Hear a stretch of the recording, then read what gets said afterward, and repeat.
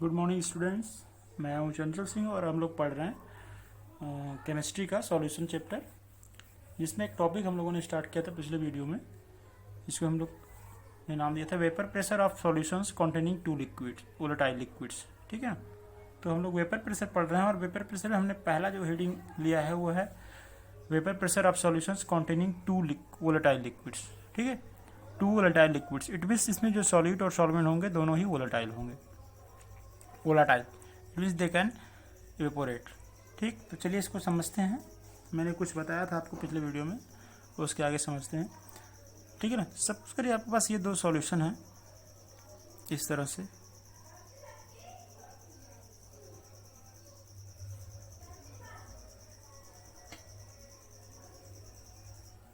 ठीक है, और यहाँ पे इसके जो आपके मॉलिक्यूल हैं ए हैं, ये मॉलिक्यूल का सॉल्यूशन है। ठीक है, यहाँ पे ये वेपर प्रेशर निकल रहा है, वेपर निकल रहा है, और यहाँ पे जो है आपके बी मॉलिक्यूल हैं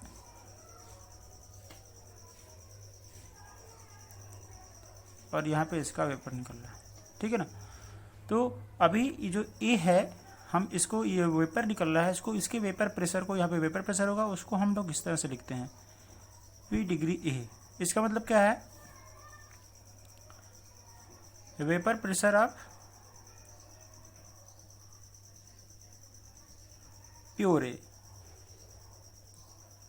यहाँ पे जो ये वेपर प्रेशर है ये प्योर ए का वेपर प्रेशर है। ठीक है, और इस तरह से इसको हम लिख सकते हैं P नॉट बी।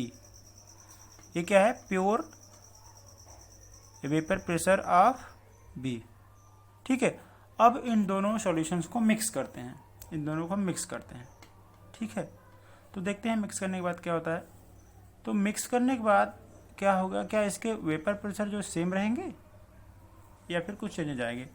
तो यहाँ पे जो था ए में वेपर प्रेशर जो था मॉलिक्यूल ऑफ ए की वजह था, बी में बी की वजह था, लेकिन अब जो यहाँ पे वेपर प्रेशर होगा वो इन दोनों की वजह से होगा, ए और बी दोनों की वजह से वहाँ पे जो वेपर प्रेशर होगा आपका होगा।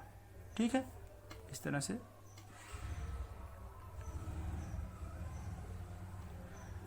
तो यहाँ पे जो वेपर प्रेशर होगा आपका वो इन दोनों से थोड़ा अलग होगा, एक दूसरे को एक अफेक्ट करेंगे। तो यहाँ पे जो वेपर प्रेशर होगा आपका वो, उसको हम लोग क्या बोलेंगे, जो वेपर प्रेशर होगा उसको हम लोग अगर मान लेते हैं कि यहाँ पे जो वेपर प्रेशर आया है वो PA है, PA, ए की वजह से PA है, और एंड PB जो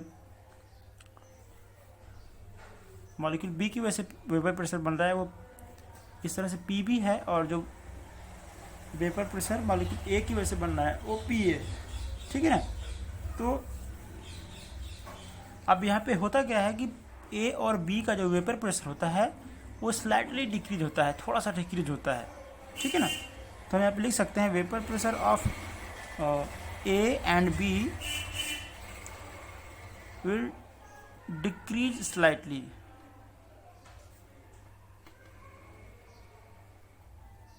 ये थोड़ा सा कम हो जाएगा पहले से। ठीक है, अब जो यहाँ पे वेपर प्रेशर है इसका ये हो जाएगा, इसको हम बोल सकते हैं पार्शियल वेपर प्रेशर। यहाँ पे क्या था, पी नॉट ए, ये प्योर वेपर प्रेशर था, ये भी प्योर वेपर प्रेशर था, और यहाँ पे क्या हो गया, स्लाइटली डिक्रीज हो गया था, हम इसको कह सकते हैं पार्शियल वेपर प्रेशर। तो पार्शियल वेपर प्रेशर जो ए का होगा वो डायरेक्टली प्रोपोर्शनल होगा आपके मोल फ्रैक्शन ऑफ ए की। ठीक है, और पार्शियल वेपर प्रेशर जो बी का होगा वो डायरेक्टली प्रोपोर्शनल होगा मोल फ्रैक्शन ऑफ बी के। ठीक है ना। तो देखिए मोल फ्रैक्शन मैंने आपको बताया है, मोल फ्रैक्शन ऑफ, यहाँ पे ये जो होगा इसी को हम लोग बोलते हैं राउल्ट्स लॉ। यही आपका होता है राउल्ट्स लॉ। ठीक है ना। तो राउल्ट्स लॉ यहाँ से आप डिफाइन कर सकते हैं, राउल्ट्स लॉ क्या होता है। तो राउल्ट्स लॉ को आप डिफाइन कर सकते हैं यहाँ पे। तो क्या होगा, in a solution partial vapour pressure of each component is directly proportional to that component in solution.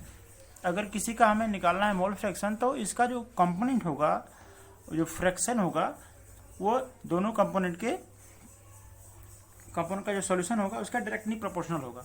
ठीक है, तो इसको हम लिख लेते हैं यहाँ पे राउल्ट्स लॉ। अगर हम लिखना चाहें तो राउल्ट्स लॉ आप लिख लीजिए। ये क्या होता है, in a solution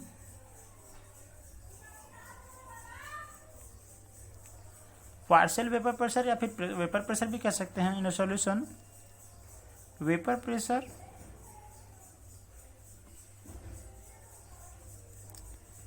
of each component, दोनों के लिए अलग अलग हो सकता है, पीए पीबी के लिए, ईच कंपोनेंट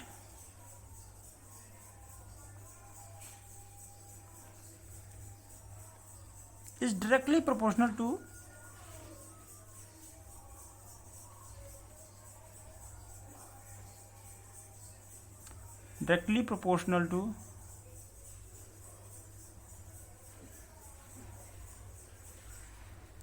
या फिर directly proportional of that component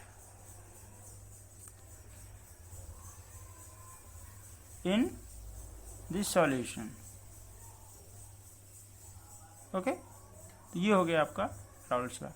Raoult's law क्या कहता है कि किसी भी कंपोनेंट का जो वेपर प्रेशर होगा सॉल्यूशन में, वो ईच कंपोनेंट के मोल फ्रैक्शन के डायरेक्टली प्रोपोर्शनल होगा।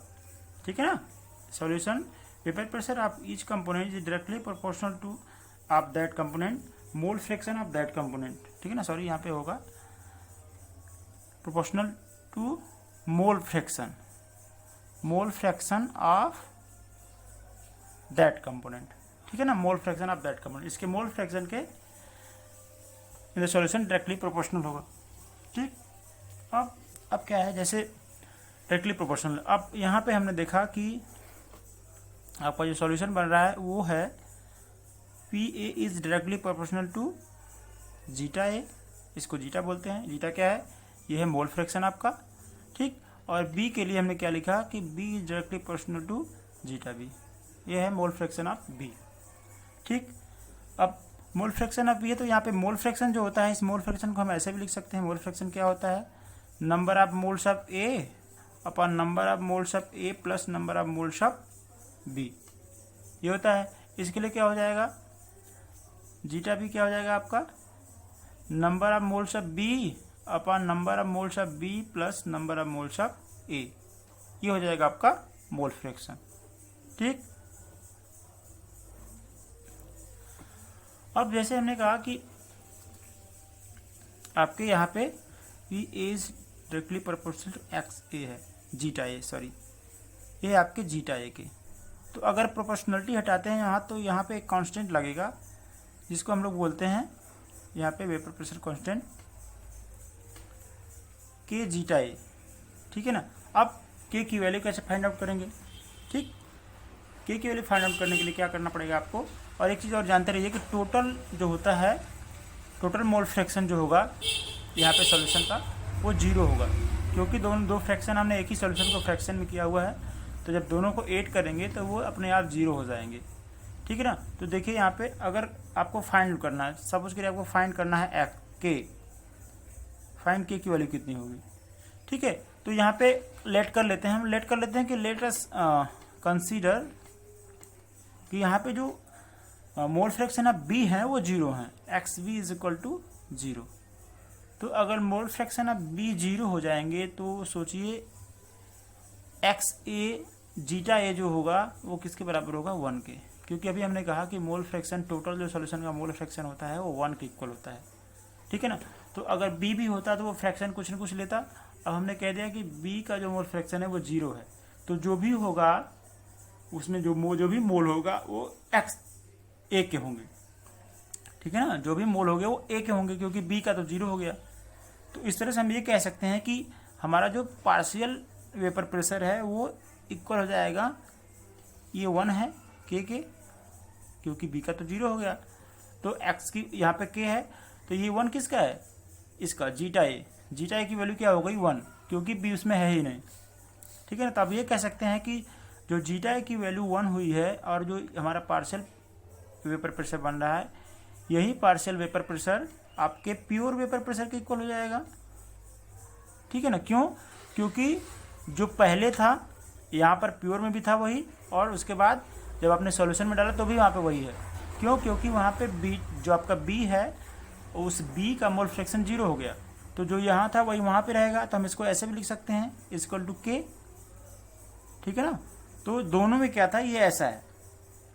अब आगे क्या करेंगे हम, इस बात को समझ के रखना है कि पी ए जो है हमारा vapour pressure, partial vapour pressure और आपके प्योर वेपर प्रेशर के इक्वल हो गया। क्यों?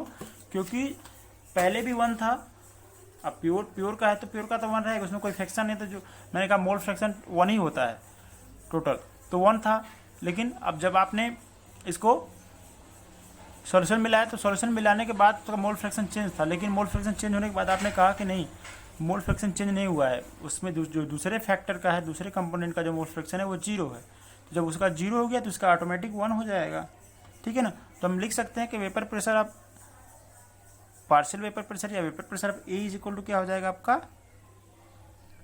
Vapour pressure of pure A and zeta A, ठीक है ना। ये क्या है आपका वीपी ऑफ प्योर ए,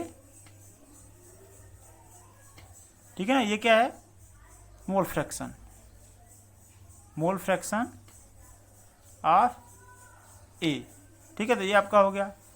इसी तरह से अगर हम मोल फ्रैक्शन मोल ऑफ ए के 0 कर देंगे तो क्या हो जाएगा, पीबी के लिए भी वही हो जाएगा। पीबी लिख क्या हो जाएगा,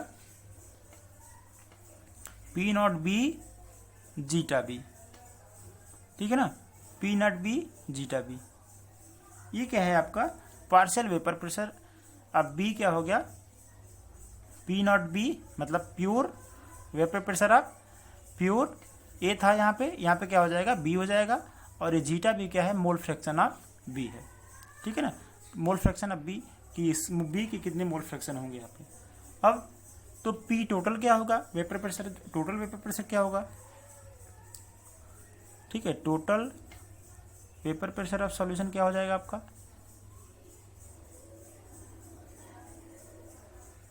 तो पी टोटल आपका हो जाएगा, दोनों को मिला देंगे, दोनों को ऐड कर देंगे, इक्वल टू हो जाएगा P A plus P B, ठीक है ना। इसको और ओपन करके अगर हम लिखना चाहें तो आपका ये हो जाएगा वही P not A zeta A plus P not A zeta B, P not B zeta B, ठीक है।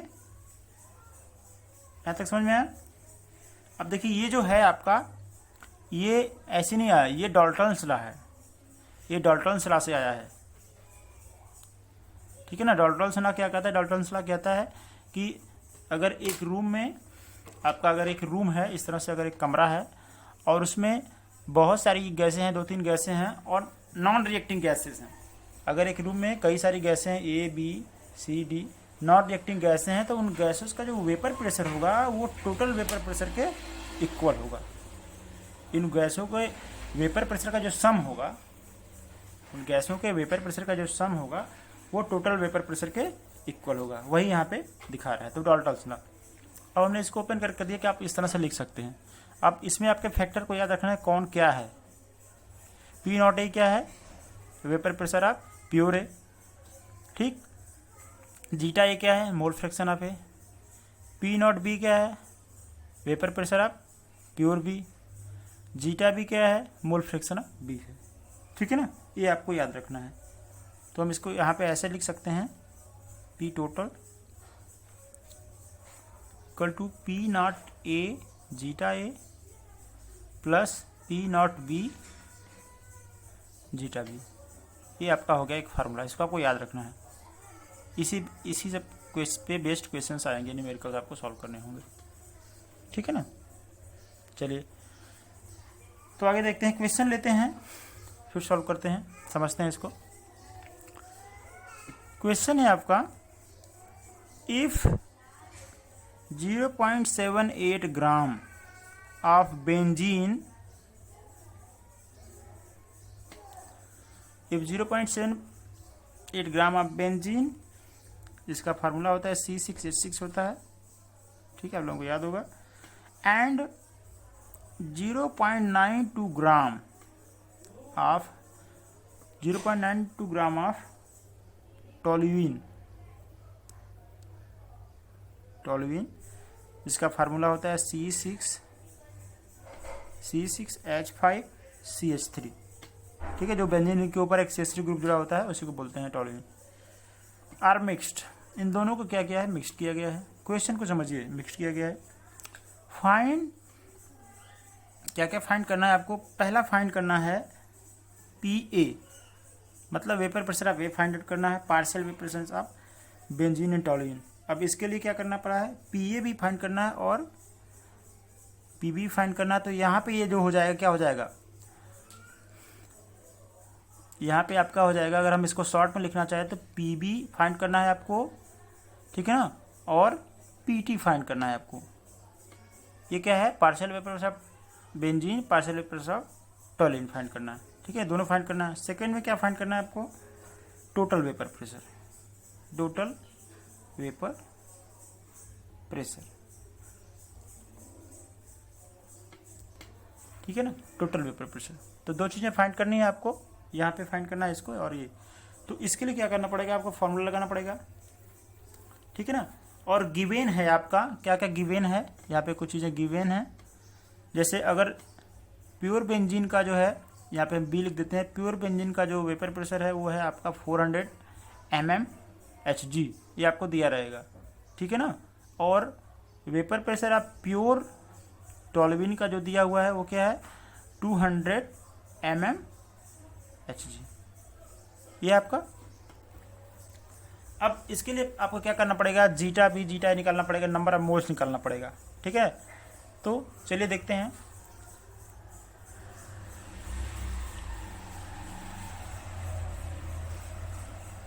तो moles of benzene, moles of benzene क्या होता है, formula mass upon molar mass होता है। तो क्या हो जाएगा आपका 0.7 ग्राम दिए, 78 ग्राम दिया हुआ है, ठीक है ना, 0.78 ग्राम दिया हुआ है। अब बेंजीन का आप मॉलिक्यूलर मास निकालेंगे, मॉलिक्यूलर मास, तो क्या हो जाएगा 12 6 72 प्लस 6 78, ये 78 आएगा। तो उसको जब ऐसे करेंगे तो ये 0.01 आ गया, ठीक है ना, ये आ गया आपका मोल्स ऑफ बेंजीन। अब मोल्स ऑफ टॉल्यूइन निकाल लीजिए, क्या होगा, मास अपान मोलर मास, मॉलिक्यूलर मास। तो मास कितना दिया हुआ है टॉल्यूइन का सॉरी, टॉल्यूइन का मास दिया हुआ है आपका 0.92 ग्राम अपान इसका मॉलिक्यूलर मास कितना आ जाएगा आपका, तो आ जाएगा 77 प्लस 3 78, कितना 92 आ जाएगा आपका, ठीक है ना, ये आपका आ जाएगा 92।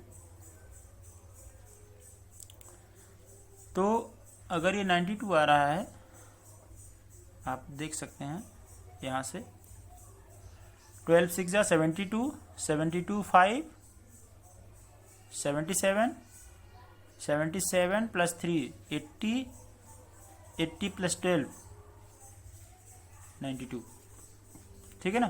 तो इसको भी कट करेंगे तो 0.01 के मोल के लगभग आएगा। तो आपको दोनों के नंबर ऑफ मोल्स पता हो गए, ठीक है ना, दोनों के नंबर ऑफ मोल्स पता हो गए। अब क्या करेंगे आप, मोल फ्रैक्शन निकाल लेंगे, क्योंकि हम उसके ऊपर मोल फ्रैक्शन। तो mole fraction of B, benzene का मोल फ्रैक्शन क्या हो जाएगा, हम कहते हैं mole fraction of B upon mole fraction of B plus mole fraction of toluene, ये हो जाएगा आपका। तो एन कितना है आपका 0.01 है अपान 0.01 प्लस 0.01, आपका जो टॉल्यूइन का नंबर ऑफ मोल्स आपने निकाला था वो 0.01 था। तो 8 करेंगे तो आपका आ जाएगा 1/2, ठीक है, 8 करेंगे तो 1/2 आ जाएगा आपका। अब नंबर ऑफ मोल्स आप निकाल दीजिए टॉल्यूइन का, sorry mole fraction of toluene. तो number of moles of toluene upon number of moles of toluene plus number of moles of benzene, तो ये भी आपका 0.01 है, ठीक। तो यहाँ पे क्या आ जाएगा आपका, यही सेम चीज़ रहेगी, 0.01 प्लस 0.01 इज इक्वल टू 1/2, ठीक है। आप देखिए यहाँ पे अगर 1/2 को दोनों को ऐड करेंगे तो कितना आ जाएगा आपका 1 आ जाएगा, टोटल मोल फ्रैक्शन कितना होता है, 1 के बराबर होता है, ठीक है ना। टोटल मोल फ्रैक्शन आपका 1 के बराबर होता है, ठीक। मुझे याद रहा कि मैंने टोटल मोल फ्रैक्शन कुछ शायद और बताया था, तो उसको करेक्ट कर लीजिएगा। मोल फ्रैक्शन टोटल जो होता है आपका 1 के बराबर होता है किसी भी सॉल्यूशन में। अगर मिक्सअप करेंगे दोनों का तो मोल फ्रैक्शन 1 के इक्वल आना चाहिए। अगर 1 के इक्वल आ रहा है तो मतलब कि आपने मोल फ्रैक्शन सही से फाइंड आउट किया है, दोनों का मोल फ्रैक्शन इतना आ रहा है तो।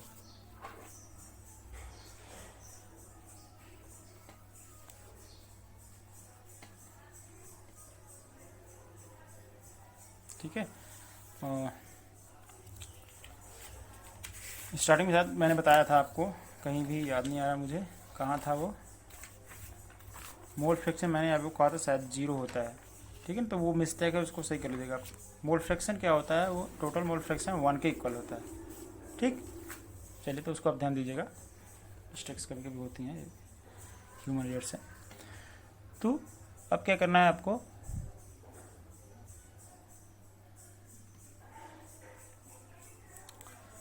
मोल फ्रैक्शन आपने निकाल लिया दोनों का। अब फार्मूला लगाइए, आपको फार्मूला लगाना है। तो पहला क्या करना है, partial vapour pressure of benzene निकालना है आपको। तो ये क्या हो जाएगा, partial vapour pressure of benzene निकालेंगे तो ये आपका हो जाएगा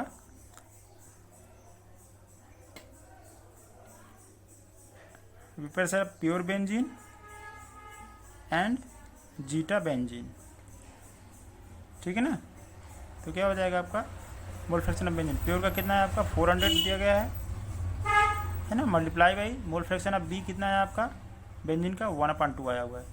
तो यहाँ से इसको डिवाइड कर देंगे तो ये 200 आपका, ये कितना आ गया 200, ठीक है ना, mmHg। तो पार्शियल प्रेशर ऑफ बेंजीन कितना आ गया 200 mmHg, ठीक है। सेकंड में देखते हैं partial vapour pressure of toluene का। तो क्या हो जाएगा, vapour pressure of pure toluene into mole fraction of toluene.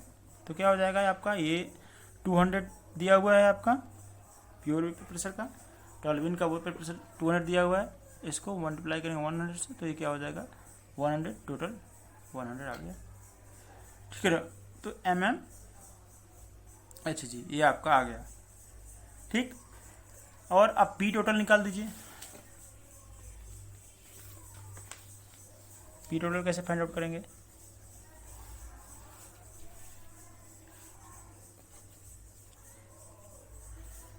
तो पी टोटल का फार्मूला क्या होता है आपका, जो भी है यहाँ पे क्या है बेंजीन है, तो vapour pressure of benzene plus vapour pressure of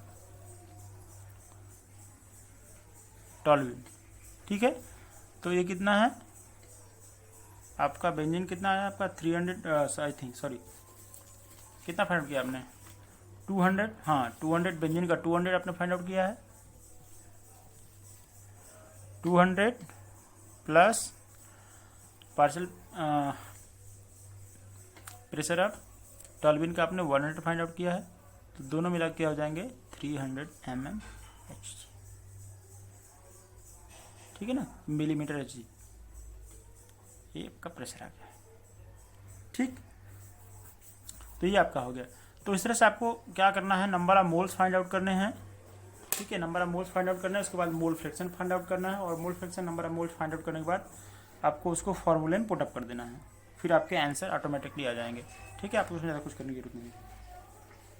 इसके लिए जो मेन सबसे फैक्टर उसको याद रखना है कि यहाँ पे राउल्ट्स लॉ है, राउल्ट्स लॉ के डेफिनेशन कभी कभार पूछे जाते हैं, और उसी राउल्ट्स लॉ पे बेस्ड होकर ये आपके फैक्टर पूछे जाते हैं, ठीक है ना। तो आप ये याद रखिएगा। अब अभी तो ये हम लोग पढ़ रहे हैं, अब देखिए एक और क्वेश्चन आपको सॉल्व करने के लिए मैं दे रहा हूँ, ठीक है। जैसे सपोज करिए क्वेश्चन नंबर दूसरा है, ये आपका एथेनॉल है, ठीक है ना, और मेथेनॉल को मिक्स किया गया है, ठीक है ना। ऐसा प्रैक्टिकली शायद नहीं होता है, लेकिन हम लोग एक क्वेश्चन कॉन्सेप्ट समझ रहे हैं, मेथेनॉल है, ठीक है ना। एथेनॉल के 3 मोल्स हैं और मेथेनॉल के 2 मोल्स हैं, सॉरी 1 मोल्स हैं, 2 मोल्स भी ले सकते हैं, 2 मोल्स हैं। फाइंड क्या करना है आपको, पी टोटल फाइंड करना है, ठीक है। एथेनॉल का जो प्योर एथेनॉल का जो वेपर प्रेशर है आपका इक्वल है P0D इक्वल टू 55 mmHg। ठीक है, ये बस मैंने एग्जांपल लिया है, ऐसा कुछ होता नहीं है ओरिजिनली। और प्योर वेपर प्रेशर आप मेथेन जो है आपका मेथेनॉल जो है वो इक्वल है 50 mmHg। केवल आप कॉन्सेप्ट समझना है, ठीक है ना। अब देखिए क्या करना है आपको, क्या करना पड़ेगा सबसे पहले आपको मोल फ्रैक्शन निकालना पड़ेगा। तो mole fraction of ethanol, mole fraction of ethanol क्या है, moles of ethanol upon moles of ethanol plus moles of methanol, ठीक है ना। तो आपको मोल्स दिया हुआ है, ठीक है ना, तो नंबर ऑफ मोल्स दिया हुआ है। तो यहाँ पे moles of ethanol upon moles of ethanol plus moles of methanol क्या हो जाएगा आपका 3 हो जाएगा, प्लस 3 + 1 = 3/4 हो गया। ठीक है, इस तरह से मोल fraction of methanol find out कर लीजिए। तो mole fraction of methanol, number of moles of methanol upon number of moles of methanol plus number of moles of ethanol = हो जाएगा आपका 1/1 + 3 = 1/4। ठीक है, तो अब आप पी टोटल फाइंड आउट कर लीजिए। यहाँ से पी टोटल फाइंड आउट कर लीजिए। जब पी टोटल फाइंड आउट करेंगे आप तो आपका हो जाएगा क्या, पी ए, तो पी ए नहीं लिखे यहाँ पे, पी लिख दीजिए आप एथेनॉल प्लस पी मेथेनॉल। ठीक है ना, तो यहाँ पे इसके फार्मूले भी लिख लेंगे हम। इसको ओपन करेंगे तो फार्मूला आपका आइएगा pure ethanol zeta E plus pure methanol partial vapour pressure of pure methanol and zeta M. ठीक है, तो इसका कितना दिया हुआ है आपका 55 × मोल फ्रैक्शन ऑफ एथेनॉल 3/4 प्लस इसका कितना दिया हुआ है आपका 50 मोल फ्रैक्शन, इसका कितना है 1/4 आया हुआ है। ठीक है ना, 1/4। तो अब देखिए इसको आप कहने कितना हो जाएगा 3 × 5 = 15, 3 × 5 = 15 16/4 प्लस 50/4। ठीक है ना, तो ऐसे करेंगे आप तो 4 कितना आ जाएगा 165 + 50 = 205 हो जाएगा और 11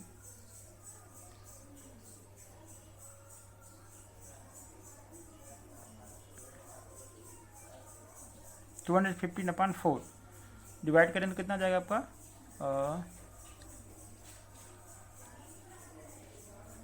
4 × 5 = 20, 4 × 12 %, ऐसे करके आपका इतना आ जाएगा। ठीक है ना, mmHg। तो ये आपका हो गया फार्मूला। ठीक, आई थिंक आपको समझ में आया होगा। तो अब जो है ये आपका था, इस तरह से हम इसको फाइंड आउट करते हैं कैसे पी टोटल निकालेंगे। इसके बाद हम थोड़ा अलग पढ़ेंगे, लेकिन उसके पहले कुछ एग्जांपल सॉल्व करेंगे। तो बाकी नेक्स्ट वीडियोज़ में, आज के लिए अभी के लिए बस इतना ही। ओके, तो थैंक यू सो मच।